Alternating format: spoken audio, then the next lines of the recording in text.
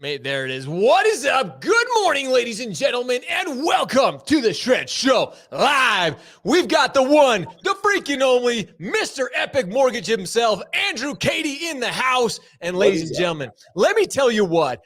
There are probably only 2 or 3 people I enjoy having on the show more than Andrew Cady because he just spits it the way it's supposed to. He is so real. This is unscripted. We have no idea what we're going to be talking about, but we're going to be sharing value with you guys this morning. Plus, coming from a top producer like Andrew Cady, he's doing the shit right now that matters, and that's what you need to be thinking about. So, ladies and gentlemen, are you ready? Are you ready? It is time to shred.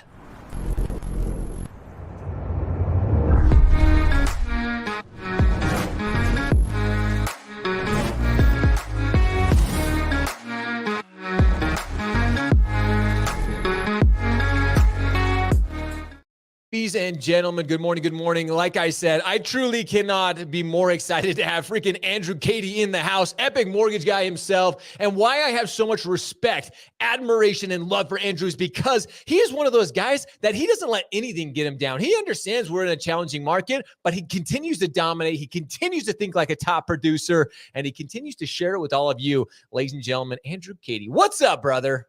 Not much, man. Happy to be on. Happy to be chatting. Dude, we almost missed it today. Bro, no joke. I should show the picture you sent me. You're chilling on the beach this morning, like doing just like a planning session. And I messaged you like, hey, you ready to roll? And you're like, what? And I'm like, oh yeah, but that's just it. You're like, hey, I'm here. I'm going to show up. I'm going to hustle. I'm going to get this done. So you drove home from the beach for all of us here at Shred, and now we're making it happen. So I got to ask, what were you writing down on the beach? You sent me a picture of you writing some stuff down. What were you working on? Kind of working 2023 master plan. Just rewriting from scratch what the Epic Mortgage team is going to look like in 2023. We got changes coming. We got adjustments. If you're in the mortgage industry, you know about adjustments right now. So, it's a time of pivot. It's a time of change. It's a time of taking what you may consider to be the perfect process and just refining it again. Because there's always room for improvement. You can have a 10 out of a 10. I mean, so I had someone ask me the other day, they said, how would you rate our performance? And I said a 9 out of 10. And they were like, why a 9? I said, because nothing's ever a 10. There's always room to improve. Like, to me, there's always something you can refine and change. So, I just, writing down goals, strategies, really going to go through the process of how we work files, how we work loans from A to Z to see what we can do to, if we can cut 30 minutes of time out, that's 30 minutes that isn't wasted anymore. And so anything we can do to refine and perfect the process, especially right now when it's slower, is the time to do it. So I was going out to the beach. I had the calendar invite to an old email, and I was sitting at the beach, and I've got 6 pages of notes in a matter of 2 hours. And I posted it on Facebook, and I basically said, the biggest mistake people make in business is they get so caught up working in their business, they fail to work on their business. And that's what you can't fall in that trap. Bro, you can't. And the fact that you're even talking about, I love that you're so honest about this, Andrew, is because you even admit, like, hey, are things as busy as they were the last couple of years? No, they're not. The fact that you can even like admit that and understand and say, hey, I do have a little bit more time to work on my business. I did a show the other day talking about loan officers are taking the break as they normally do during the holiday season. They're like, and I'm not saying you can't hang with the family. You can't take some you time. I'm all about that. People know I was in Costa Rica spending some time with family, but at the same time, like you're talking about, think about your business, work on your business, stop working in your business and really focus on your business and how you can improve in this next year. Because you and I admit, like, the next couple of months, next 12 months are going to be challenging, but I love what you said. And that's why I'm like, bro, we got to hit the record button. It should be challenging because it's almost been too easy for some people out there, right? Yeah, we're overstaffed in the mortgage industry. I truly think that we're gonna see easier times very soon. I think it'll be potentially end of Q1. I think we see rates come back down. We see market activity pick back up, and I frankly, probably unlike a lot of loan officers, I think it's too soon. I wish this would last a little longer because we've got way too many people that joined a bandwagon industry that need to be starved out of the industry. It's going to go back to a bunch of people that don't know what they're doing, putting together sloppy files and eventually finding their way out of the business. So I'm actually happy that we've had this bit of a purge time in the industry. Yeah, it's been challenging. It's not there's no one that can say it hasn't been. I mean, I've talked to people that have been in the industry for 30, 35 years, and no one's seen the market we've seen this year. But it's all perspective. And there's two types of loan officers in this situation. There's people that are going to bury their head in the sand. They're going to go, woe is me. They're going to complain on Facebook. They're going to go to Facebook groups. They're going to bitch and moan about how they don't have business, and they're going to start OnlyFans or whatever the heck they're going to do. And then there's going to be another crowd of people that just go out and double it down. Like for me, I've done 6 lunch and learns in the last 30 days. Dang. And, this is what I'm doing. I'm out grinding it. I'm hosting a bonfire on the beach for a real estate office this afternoon.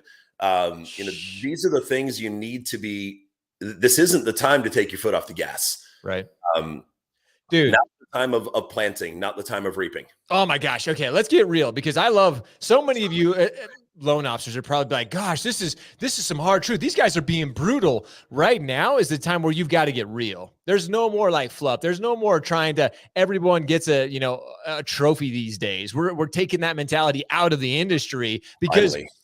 Literally, and this is a good thing. I do agree with you, 100%. And again, we're not trying to say all you suck, but for those LOs who have had it easy going, now's the time, like you said, to really focus on what's important, do income producing activities, do the things that really matter in your business, focus on those realtor relationships, focus on those relationships that are going to help you grow, and start making it happen. Stop making excuses and go all in. Do not take your foot off the gas, because again, what you mentioned, there are people who are going to thrive, and then there are others who it's been so easy for them. They don't know what real business is all about in this industry, bro. Yeah. And, going back to simple terms on it, the mortgage industry has seasons of harvest, Sure. and we have seasons of sowing. The 2020 and 2021 was probably the richest, most abundant, longest harvest season we've ever had. Sure. Usually seasons of harvest, rates drop, refinances kick in for 6 months. This was 2 years where the mortgage industry went from an average of $1.7 trillion in originations to over 4 trillion. Yeah. And so when you have that long of a harvest, you have a lot of people that see a lot of people that are in the industry who are getting wealthy because they have a long tenure of working it, and now they're reaping. So now you have a lot of people, because this harvest was so long, there were a lot of people that saw the quote unquote riches, and they were like, man, these loan officers are raking it in. I'm going to go get my license. I'm going to go get my license. I'm going to get my license. And they cleaned up as well during the refinance boom. But the refinance boom's over. 100%. And now you've got to go back to actually just sowing and planting seeds. One of the best things that was ever told to me, the mentor who got me into the mortgage industry, his name's Justin Fitzhugh. He's now a recruiter with Cardinal. He told me when I was having a really hard time getting myself started in it, he basically said, go out every single day, plant seeds. The only reason you turn around is not to check if your seeds are growing, but is to water your seeds. Oh, bro. And he said, if you plant seeds every day, if you fail to water them, they will never grow. But if you always look back over your shoulder to see if they're growing, you'll never stop. You'll never keep planting seeds. And so that's the mentality I've had for the last 7 months, is go out and plant seeds. Yes, right now the crops aren't growing because there's really just not a lot of deals, especially the market I'm in. I'm in a very tourist area, second home, third home. Our market's dropped off 45 to 60%. It's massive drop-offs here. But that's not going to stop me from planting seeds, because when those seeds grow, instead of having 12 realtors, 18, 30, 40 in my basket, I'm going to have 100. And if I previously had 30 real estate agents sending me 5 deals a year, that's a great business. But if I go out and plant seeds during the slow time and I don't forget to water them, follow-ups, phone calls, drop-bys, thank you cards, handwritten cards. Imagine that, actually going out and doing that work, handwriting thank you cards, little thoughtful gifts, watering those seeds. When the harvest comes back, I'll have 75 realtors sending me 5 deals a year. Oh man, this is so. I want to dive into this comment coming in from Edward Lovano. I'm focusing on first-time home buyers. Also, my clients are finally getting under contract. The housing market here in Texas was crazy, dude. I mean, Andrew, you're in Florida where the housing market is crazy, but what you're talking about, I think we have almost lost sight of this. So many people are focused on like these huge, what can I do tomorrow to earn, like what can I do today or tomorrow that's going to change my business? That is not the mentality right now. What you just, I don't know if I've ever dove deep into that, but it's the planting. Don't worry about the reaping right now. Don't worry about that. All you got to worry about is sowing the seeds and nourishing them. You know it's going to come eventually. Maybe the sun's not shining right now. Like you said, the deals and the opportunities, they're not there, but they will be. This industry is cyclical. It always comes back around. You and I have been in this long enough to know that. Focus on the planting and the nourishing of that. Because like you said, come 5, 6, 7 months down the road, those people are going to come back and be like, who has been there through the hard times? It's Andrew. He's been there. He's having the bonfires. He's building those relationships. And it sounds almost so simple. You're like, people are like, well, duh. But like, are they doing it? No, you and I know that most of the originators out there are not doing these activities. Right. And well, a lot of them are in a position of commission breath because they made a lot of money and they spent a lot of money. And they're battling for tomorrow's paycheck. And that's the other side of this industry is for a lot of people that haven't been in this for a long time, they don't realize exactly how cyclical this industry is, that you may make great money for a couple of years, but there's going to be years where it's not going to be as abundant. And so you need to squirrel away a nest egg. You need to have that rainy day fund so you're not desperate, because desperation will drive you out of this business. You don't think clients and real estate agents know when you're desperate. If you're desperate for tomorrow's paycheck, you're not going to be sowing the seeds and watering the seeds that you need to be sowing. There's, this is long-term talk I'm having for loan officers watching this. This is not a short-term game. The years that you make 100,000, live on 50. The years you make 500,000, live on 100. Stack some away.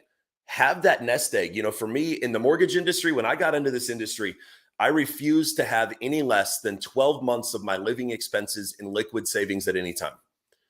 Smart. And this year's the only year that I've dipped into that. But I'm happy I had it because it takes an entire level of pressure off. Oh, dude, takes the entire level of pressure off of your life that you're not fighting for tomorrow's paycheck. It gives you so much clarity to just dive into planning for your future.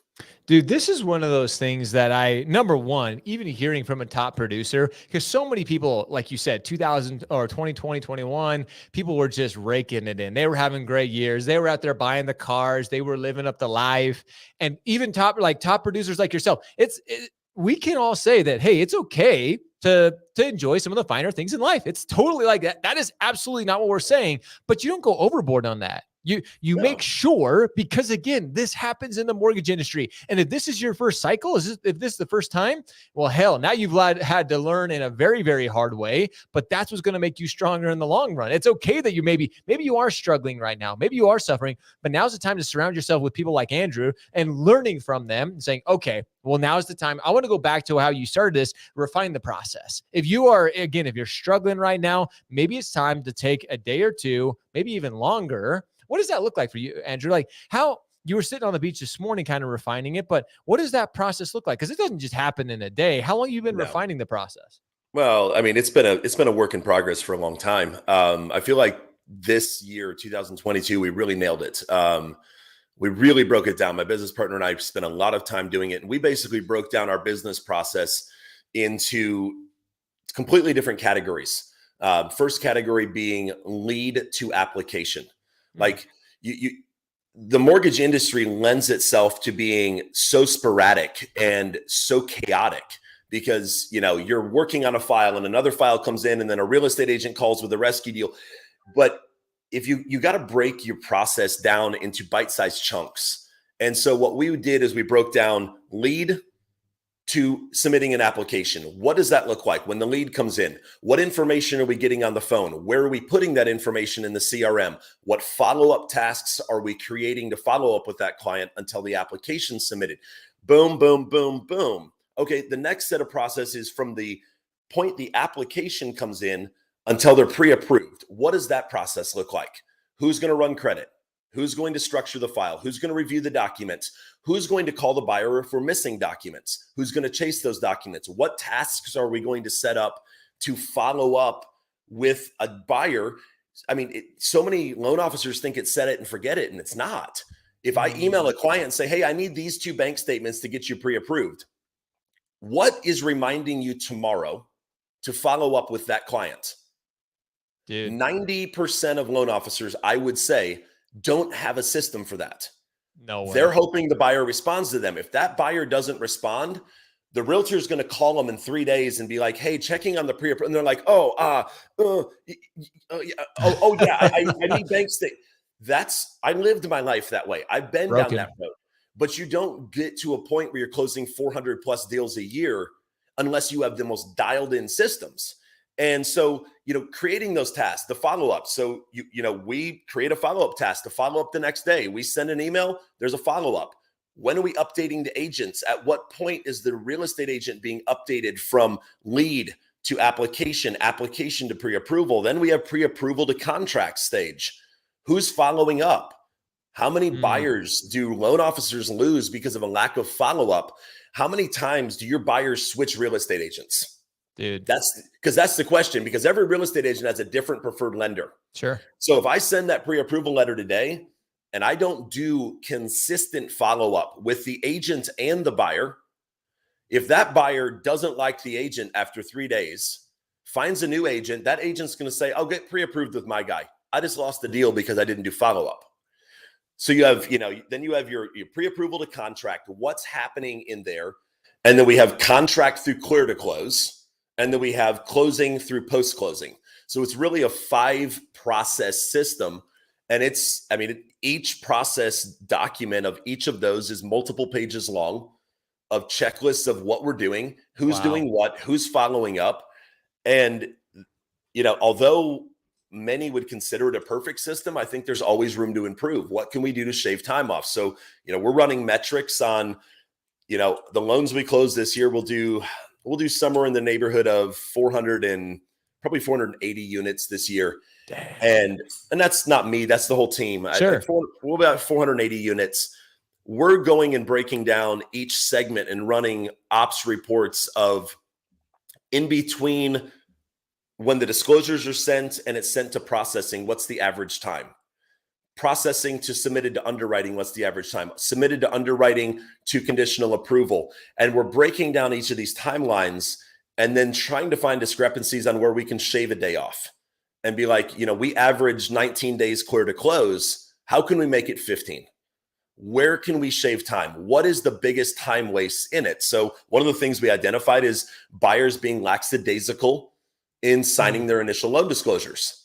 So we go back to our process, and there's a big missing hole of someone following up with the buyer within 2 hours of the disclosures being sent, and then setting a task to follow up the next day, and then setting a task to follow up the next day. There wasn't that piece of the puzzle designed. So now we implement that and we refine the process again. Bro, this is what's so impressive about you is, again, I've had you on the show many a times, and yours is one of the most, in my opinion, I don't want to say perfect because you are literally talking against that, but yours is one of the most refined processes, yet you are still looking at it and saying, where can we improve? This is what shows a true top producer mentality. This is what shows an incredible leader is saying, okay, we're good. We've done 400 plus units. We're going to continue to get better. Now, what are those little tiny things? How can we make that in a more enjoyable experience for a consumer? How can we make this a better process for our team? And how can we go from 480, which is insane, dude. Again, I think about people way less than that are just like, oh, they're just throwing shit against the wall and hoping it sticks. But that's why. If you really want to have an incredible team, if you want to have a very smooth process, you have to be looking at it. You have to be analyzing it. You have to be willing to work on it. You could take the rest of the year off and be like, dude, we're good. We're doing, we've got an impressive process. But the fact that you say, you know what, we're going to take the next couple of weeks, we're going to focus on this. So come 2023, we're going to hit the ground running, and we're even a more well-oiled machine than ever before. Yeah, I mean, trust me, I've got a 6-foot whiteboard in my office, and that is consistently used to refine and process. And I'm not telling anybody how they need to run their business. There's a lot of loan officers that they're extremely happy running their 6 to 8 loans a month. They make great income. They're satisfied with that. They don't want to go to that next level. And in my opinion, that's perfectly fine. Sure. I go back to Gary V's mentality. Like, if you're happy, that's all that really matters. But I would challenge, even in that scenario, are your referral partners and your clients also happy?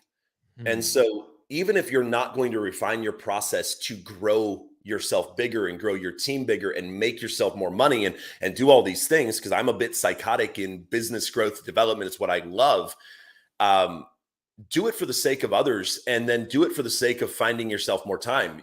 Doing 8 loans a month right now or 6 loans a month may take you 40 hours a week. And you may have pretty happy real estate agents and pretty happy buyers. But what if you could have amazingly 5-star rating, dropping your name everywhere, referral partners and clients, and you could work 30 hours a week doing the same 6 loans because your process is that much more refined? So what if you gain 10 hours of your life? You're not looking to grow it, but what if you just had overall a better experience in life and your clients had a better experience because you take the time to refine? Bro, that's it. I want to end with that. That is one of those that is so profound. And why I love having Andrew on the show is we start with somebody, like, we start from one place and end here, because again, even doing 400 plus loans a month as your team, the fact that you can even, a year, not a month, my bad. 400 a year literally just shows that whatever you have, be happy with that, but you can always improve. Like, great. If you're happy with a 6 to 8, awesome. You keep doing your thing. Everybody to each their own. And that's why I want to end with this, because that is so impactful. Whatever it is, just improve on that now, whether it's the 6 to 8, whether it's the, 20 plus loans a month or whatever it may be. Refine that process, find that little extra time. And then if you do find that extra time, put it back into those relationships like you're talking about, bro. That is what's critically important. Improve those relationships. Maybe you can even take 2 hours and go spend it more with your family, with referral partners, with past clients, whatever it is, just become a little bit better.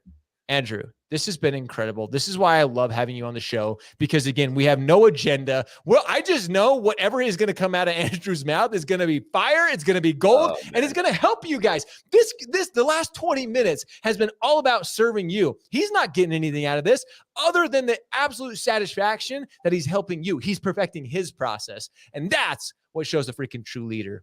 Bro, I cannot thank you enough for showing up today, for taking the time off the beach to come hang out with all of us here at Shred. You are the freaking man. I appreciate you. Well, I'm going back to the beach now. I got master plan to finish up before I've got a bonfire on the beach this afternoon and this evening. So that'll be fun. Bro, I'm so proud of you. I'm so truly humbled and grateful for your friendship, for your mentorship, and for your leadership for the entire industry. Guys, go follow Andrew or the Epic Mortgage team on all social platforms. If you want ideas, if you want help, again, he is a great person to be following and emulating in this year to come. Ladies and gentlemen, Andrew Cady, the Epic Mortgage guy, hanging out with us. You can expect him again. I bring him in just so he can share with you, and I knew this would be a great way to end the year. Andrew Cady, you're the man. I appreciate you, brother. Appreciate you. As always, ladies and gentlemen, thank you so much for showing up today and being here with us. As always, we appreciate you. We love you. Now it's time for all of you to go shred, go show up, hustle, repeat every day. See ya.